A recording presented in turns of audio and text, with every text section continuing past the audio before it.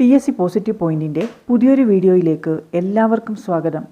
KS card bank assistant Khadi board JCI എക്സാമുകൾക്ക് വേണ്ടി ഈ ഒരു വീഡിയോയിൽ ഉൾപ്പെടുത്തിയിരിക്കുന്നത് സിലബസിൽ നിന്നും കോർപ്പറേഷനിലെ മൂന്നാമത്തെ മൊഡ്യൂളിലെ short term and medium term cooperative credit structure, അതിൽ primary agricultural credit societies, urban cooperative banks and state cooperative banks, long term credit structure ഇതെല്ലാം വരുന്നുണ്ട്.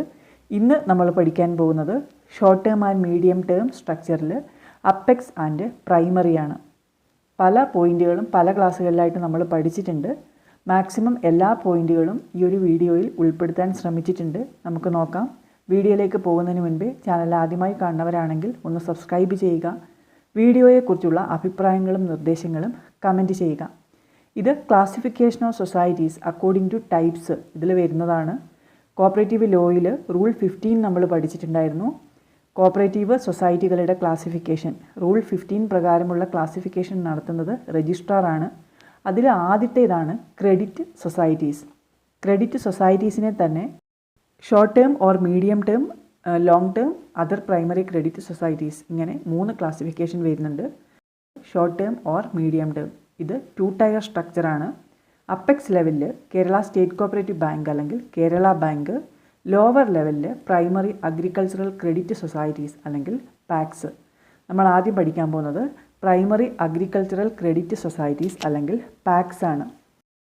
KCS ആക്ട് അനുസരിച്ച് പാക്സ് അല്ലെങ്കിൽ പ്രൈമറി അഗ്രികൾച്ചറൽ ക്രെഡിറ്റ് സൊസൈറ്റീസിൽ ഉൾപ്പെടുന്നത് service cooperative bank, service cooperative society, farmers service cooperative bank and rural society. ഇത് grass root ലെവലിൽ work ചെയ്യുന്നതാണ്. It provide short term and medium term loan to farmers which helps to meet their short term financial requirements.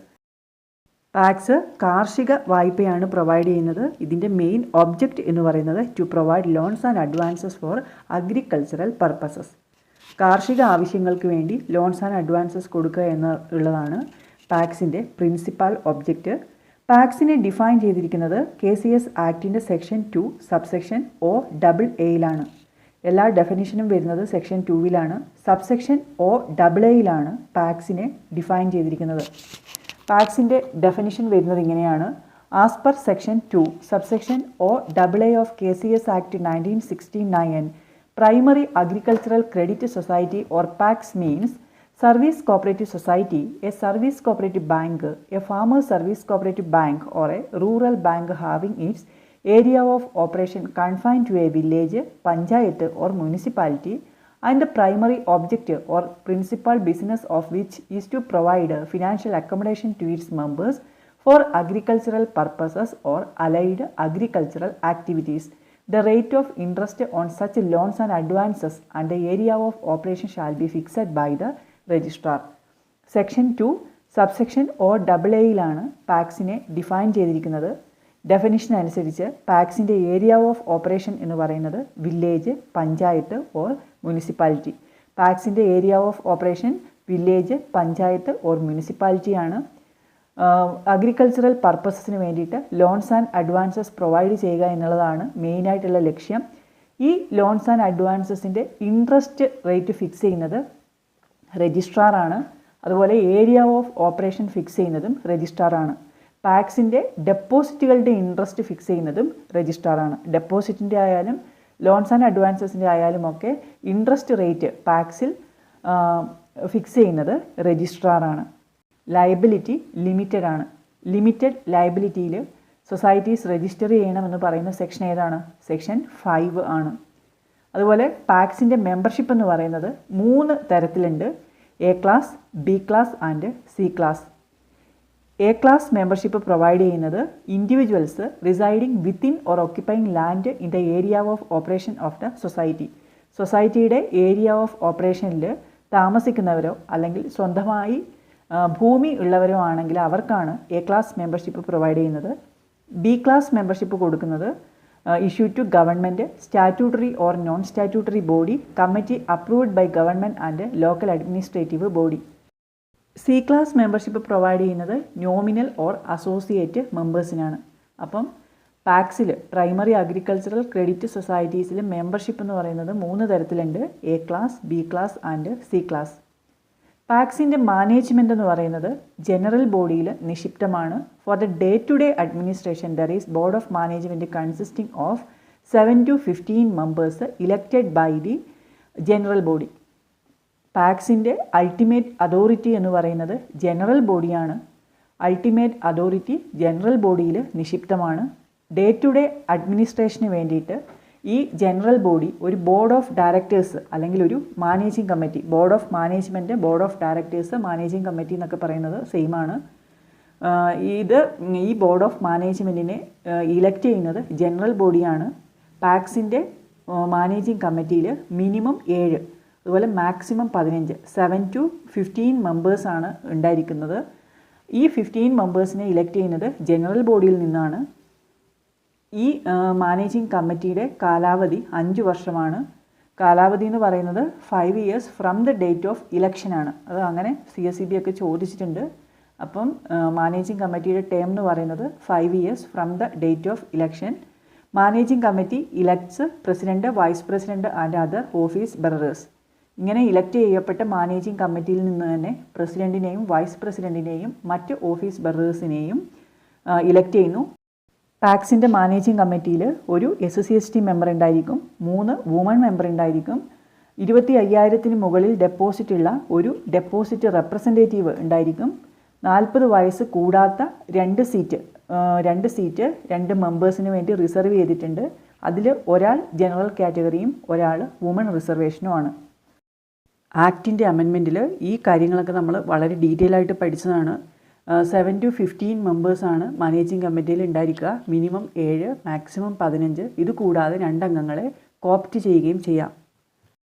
The duties and responsibilities of President, Secretary and Managing Committee members are clearly defined in bylaws. പ്രസിഡൻറ്റിൻ്റെയും സെക്രട്ടറിയുടെയും അതുപോലെ managing committee മെമ്പേഴ്സിൻ്റെയും duties and responsibilities, ചുമതലകളും ഉത്തരവാദിത്തങ്ങളും ബൈലോയിൽ ക്ലിയറായിട്ട് mention ചെയ്തിട്ടുണ്ടായിരിക്കും.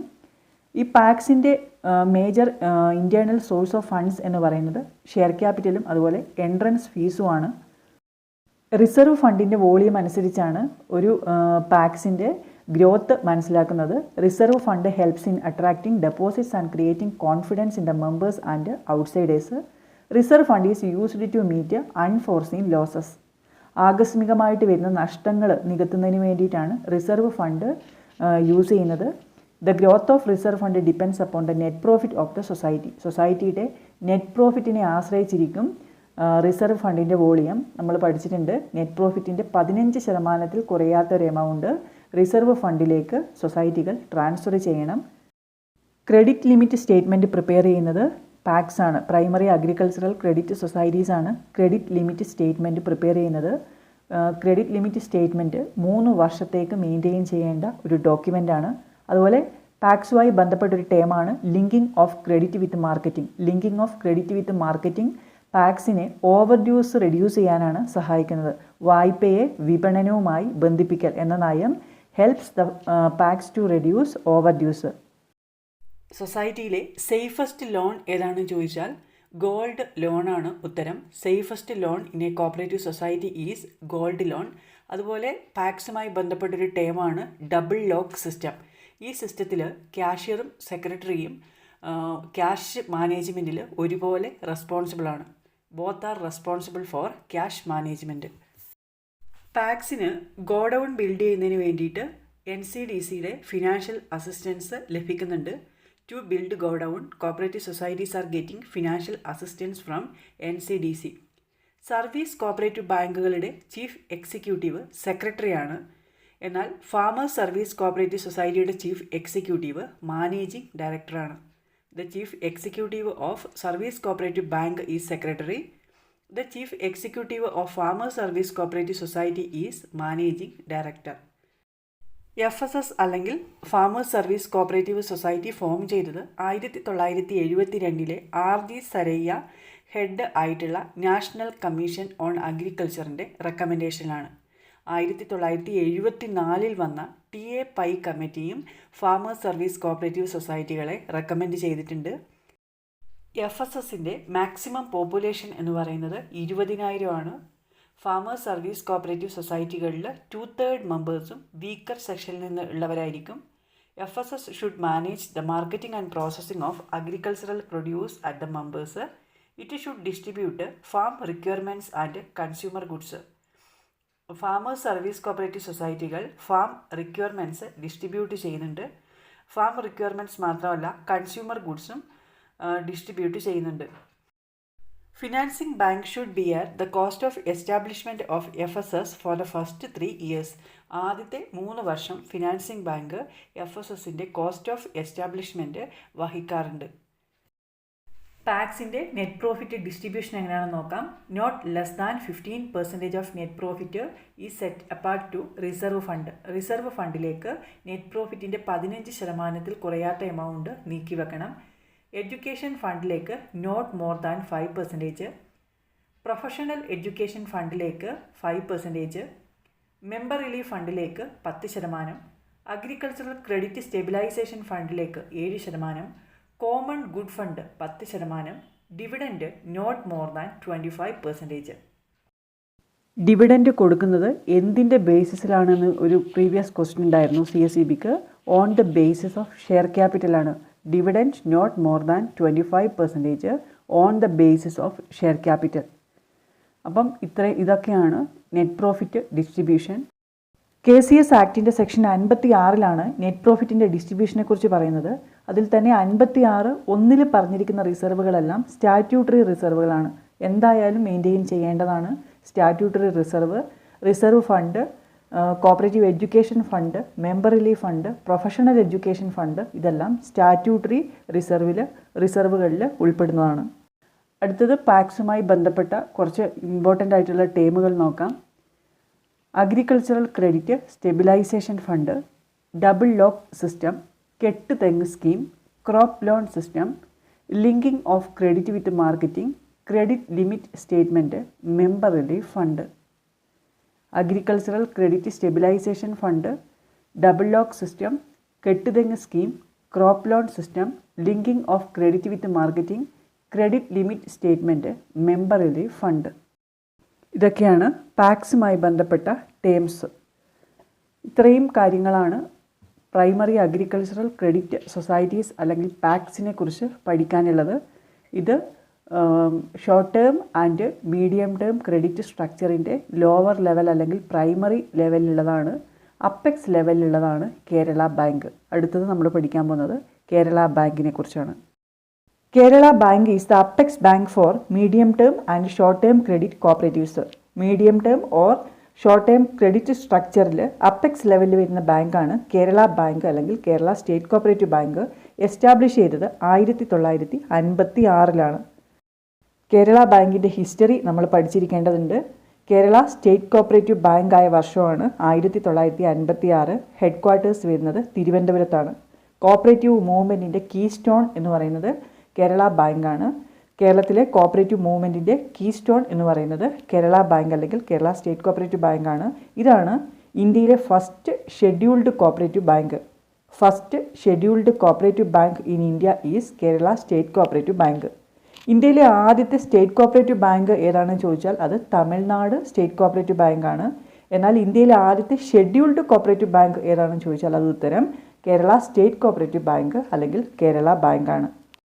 ഇനി കേരള ബാങ്കിൻ്റെ ഹിസ്റ്ററിയാണ്. History of Kerala bank. നമുക്കറിയാം KCS ആക്ട് 1969 നിലവിൽ വരുന്നതിന് മുൻപ് 3 പ്രവിശ്യകളിലായിട്ട്, അതായത് കൊച്ചി, ട്രാവൻകൂർ, മദ്രാസ്, ഇങ്ങനെ 3 പ്രവിശ്യകളിലായിട്ട് ഓരോരോ സഹകരണ നിയമങ്ങൾ ഉണ്ടായിരുന്നു. 1913 Cochin cooperative societies act, 1914 Travancore cooperative societies act, 1932 Madras cooperative societies act.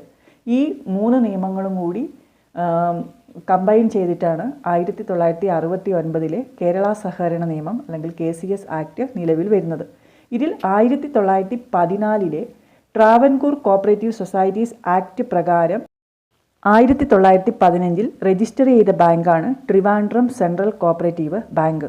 ഇതാണ് കേരള ബാങ്കിൻ്റെ ഫസ്റ്റ് ഫോം. 1915 നവംബർ 23 രജിസ്റ്റർ ചെയ്ത Trivandrum central cooperative bank functioning start ചെയ്തത് 1916 ജനുവരി 18. ഇനീഷ്യൽ വർക്കിംഗ് ക്യാപിറ്റൽ എന്ന് പറയുന്നത് 1 ലക്ഷം രൂപയായിരുന്നു.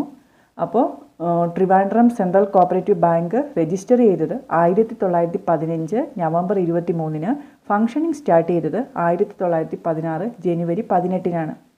1943-ൽ ട്രിവാൻഡ്രം സെൻട്രൽ കോപ്പറേറ്റീവ് ബാങ്കിനെ ട്രാവൻകൂർ സെൻട്രൽ കോപ്പറേറ്റീവ് ബാങ്ക് എന്ന് പുനർനാമകരണം ചെയ്തു. അപ്പം Trivandrum central cooperative bank Travancore central cooperative ബാങ്കായി മാറിയ വർഷമാണ് 1943. 1949-ൽ ട്രാവൻകൂർ തിരുക്കൊച്ചി സംസ്ഥാനം നിലവിൽ വന്നതോടുകൂടി 1954-ൽ വീണ്ടും പേരുമാറി Travancore Cochin state cooperative bank എന്നാക്കി മാറ്റി. അപ്പോൾ 1954-ലാണ് Trivandrum central cooperative bank Travancore Cochin state cooperative ബാങ്കായിട്ട് മാറിയത്. 1956-ൽ കേരള സംസ്ഥാനം നിലവിൽ വന്നതോടുകൂടി ഈ ബാങ്കിൻ്റെ പേര് വീണ്ടും മാറ്റി കേരള സ്റ്റേറ്റ് കോപ്പറേറ്റീവ് ബാങ്കായിട്ട് മാറി. അപ്പോൾ കേരള സ്റ്റേറ്റ് കോപ്പറേറ്റീവ് ബാങ്ക് നിലവിൽ വന്ന വർഷം 1956-ആണ്. 1966 മാർച്ച് 1-ന് ഇത് RBIയുടെ അണ്ടറിൽ വന്നു. 1966 ജൂലൈ 1-നാണ് ഷെഡ്യൂൾഡ് ബാങ്കായിട്ട് മാറുന്നത്. ഈ ഡേറ്റുകളെല്ലാം CSEB ചോദിച്ചിട്ടുള്ളതാണ്. സ്റ്റേറ്റ്മെൻറ്റുകളിലൊക്കെ നമുക്ക് പ്രതീക്ഷിക്കാവുന്നതാണ്. 1966 മാർച്ച് 1-നാണ് കേരള സ്റ്റേറ്റ് കോപ്പറേറ്റീവ് ബാങ്ക് RBIയുടെ അണ്ടറിൽ വരുന്നത്. 1966 ജൂലൈ 1-നാണ്, സെയിം വർഷം ജൂലൈ 1-നാണ് ഷെഡ്യൂൾഡ് ബാങ്കായിട്ട് മാറുന്നത്. കേരള സ്റ്റേറ്റ് കോപ്പറേറ്റീവ് ബാങ്കിന് RBIയുടെ ലൈസൻസ് കിട്ടുന്നത് 1972-ലാണ്. കേരള സ്റ്റേറ്റ് കോപ്പറേറ്റീവ് ബാങ്കിന് RBIയുടെ ബാങ്കിംഗ് ലൈസൻസ് കിട്ടിയത് 1972-ലാണ്. ഈ ബാങ്കിന് വീണ്ടും റീഓർഗനൈസേഷൻ നടന്നു. ഡിസ്ട്രിക്റ്റ് കോപ്പറേറ്റീവ് ബാങ്കുകളെല്ലാം സ്റ്റേറ്റ് കോപ്പറേറ്റീവ് ബാങ്കിലേക്ക് മെർജ് ചെയ്തു. അങ്ങനെ 2019-ൽ കേരള ബാങ്കായിട്ട് മാറി. കേരള ബാങ്ക് ഫംഗ്ഷനിങ് സ്റ്റാർട്ട് ചെയ്തത് 2019 നവംബർ 29-നാണ്. The Kerala bank started functioning from 29th November 2019 onwards. ഔദ്യോഗികമായിട്ട് ഉദ്ഘാടനം ചെയ്തത് 2019 ഡിസംബർ 6-നാണ്. മുഖ്യമന്ത്രി ശ്രീ പിണറായി വിജയനാണ് കേരള ബാങ്ക് ഉദ്ഘാടനം ചെയ്തത്. ഉദ്ഘാടനം ചെയ്ത ഡേറ്റ് എന്ന് പറയുന്നത് 2019 ഡിസംബർ 6.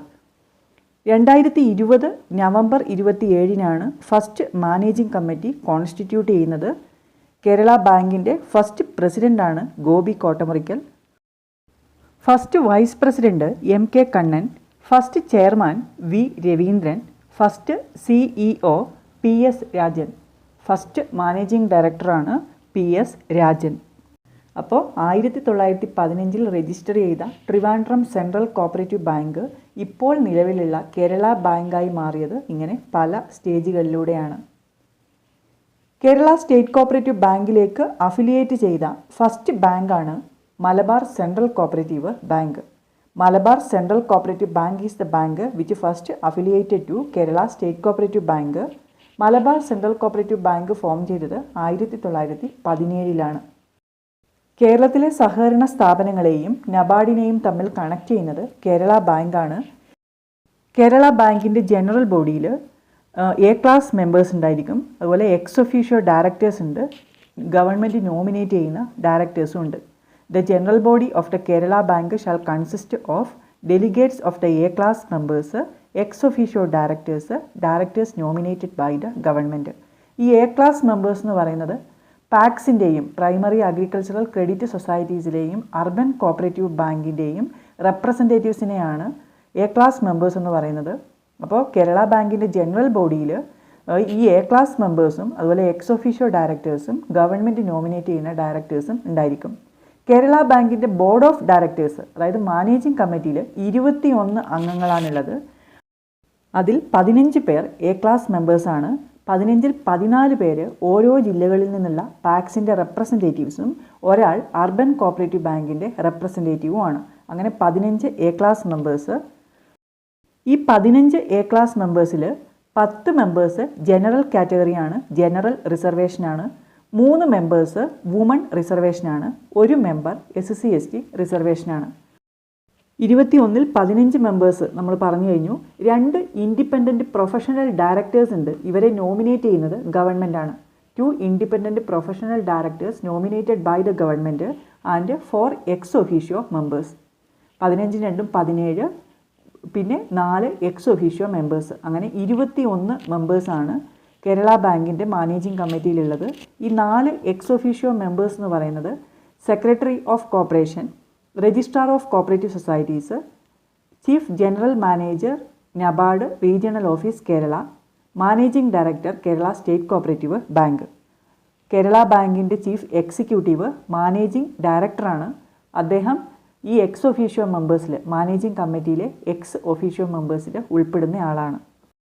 കേരള ബാങ്കിൻ്റെ മാനേജിംഗ് കമ്മിറ്റിയുടെ ക്ലാസിഫിക്കേഷൻ ഡീറ്റെയിൽ ആയിട്ട് പറയുന്ന റൂളാണ് റൂൾ 35 CA. നമ്മൾ റൂൾ അമെൻമെൻറ്റിൽ പഠിച്ചിട്ടുണ്ടായിരുന്നു.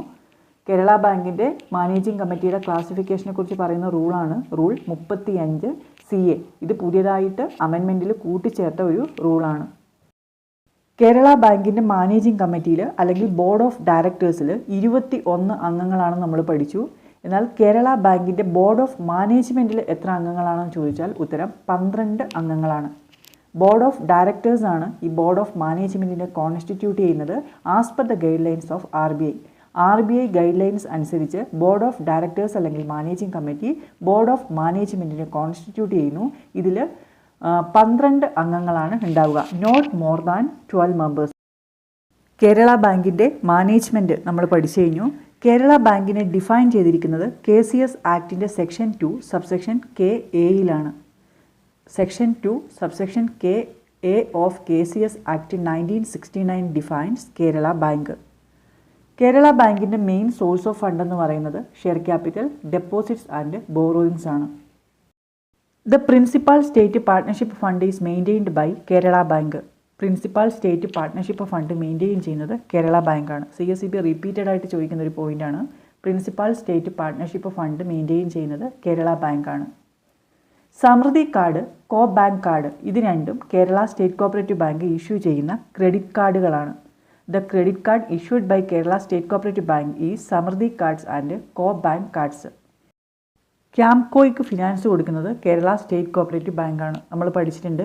കേരള കർണാടക ജോയിൻറ്റ് വെഞ്ചറാണ് ക്യാംകോ എന്ന് പറയുന്നത്. ക്യാംകോയ്ക്ക് ഫിനാൻസ് കൊടുക്കുന്നത് കേരള സ്റ്റേറ്റ് കോപ്പറേറ്റീവ് ബാങ്കാണ്. കേരള ബാങ്കിന് 7 റീജിയണൽ ഓഫീസുകളുണ്ട്. അത് Thiruvananthapuram, Alappuzha, Kottayam, Thrissur, Palakkad, Kozhikode and Kannur. Kerala bank has 7 regional offices at Thiruvananthapuram, Alappuzha, Kottayam, Thrissur, Palakkad, Kozhikode and Kannur.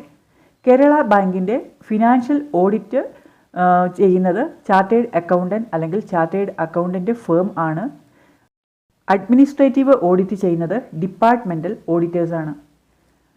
Kerala bank provide ചെയ്യുന്ന കുറച്ച് പ്രധാനപ്പെട്ട ലോണുകളുണ്ട്. Kisan Mitra gold loan, Sahaja micro finance loan, അതുപോലെ സുവിധ പ്ലസ്, പ്രവാസി കിരൺ, വിദ്യാനിധി, ഇതെല്ലാം കേരള ബാങ്ക് പ്രൊവൈഡ് ചെയ്യുന്ന പലതരത്തിലുള്ള സ്കീമുകളാണ്. സ്കൂൾ വിദ്യാർത്ഥികൾക്കിടയിൽ സേവിങ് ഹാബിറ്റ് പ്രൊമോട്ട് ചെയ്യുന്നതിന് വേണ്ടിയിട്ടുള്ള സ്കീമാണ് വിദ്യാനിധി സ്കീം. പ്രവാസി കിരൺ എന്ന് പറയുന്നത് MSME ലോണാണ്. കേരള ബാങ്കിൻ്റെ ഫോർമേഷൻ റെക്കമെൻഡ് ചെയ്ത കമ്മിറ്റിയാണ് MS ശ്രീറാം കമ്മിറ്റി. കേരള ബാങ്കുമായി ബന്ധപ്പെട്ട ടാസ്ക് ഫോഴ്സ് കമ്മിറ്റിയുടെ ഹെഡായിരുന്നു മിസ്റ്റർ VR രവീന്ദ്രനാഥ്.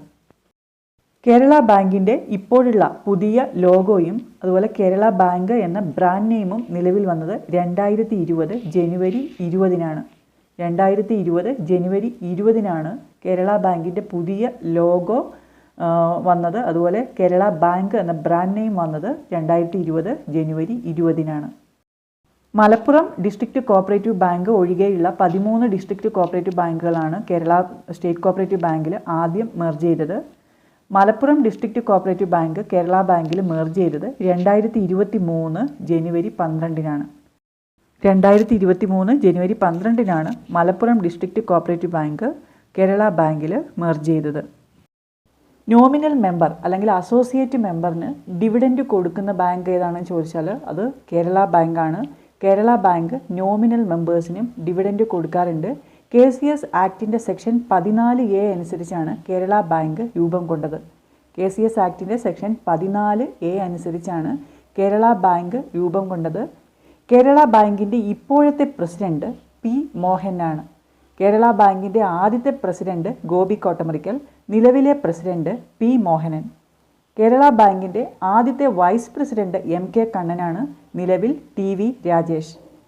കേരള ബാങ്കിൻ്റെ ഫസ്റ്റ് CEO ആണ് PS രാജൻ. നിലവിലെ CEO ജ്യോതി M ചാക്കോ.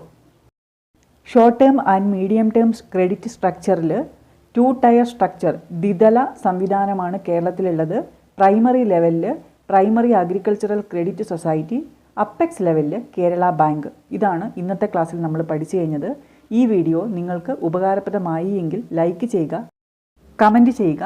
മറ്റ് പ്രധാനപ്പെട്ട ടോപ്പിക്കുകളുമായി നമുക്ക് അടുത്ത വീഡിയോയിൽ കാണാം.